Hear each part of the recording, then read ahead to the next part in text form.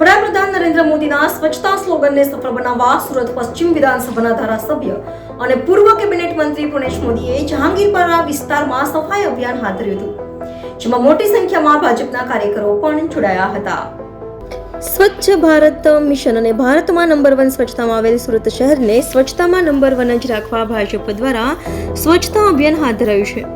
તો આગામી દિવસોમાં સુરતમાં વડાપ્રધાન આવી રહ્યા હોય, જેને લઈ સુરતમાં ભારતીય જનતા પાર્ટી દ્વારા દરેક વોર્ડમાં કોર્પોરેટર અને પદાધિકારીઓને શહેરની સફાઈ લગાવવાનો એક કાર્યક્રમ યોજાયો હતો।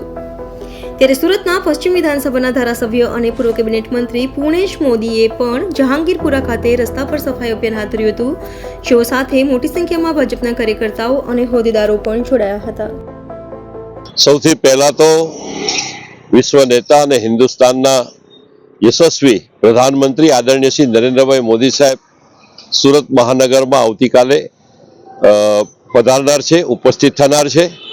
સુરતની પાવન ધરતી પર એમનું હાર્દિક સ્વાગત છે।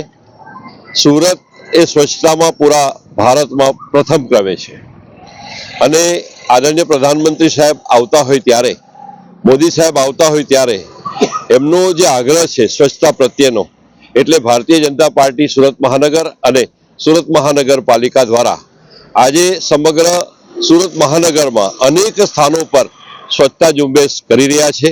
અનેક કાર્યકર્તાઓ આજે સ્વચ્છતા ઝુંબેશમાં લાગ્યા છે। ત્યારે આજે અહીં MVM સર્કલ જહાંગીરપુરા મુકામે અહીં સૌ આગેવાનો આ સફાઈ ઝુંબેશમાં જોડાયા છે।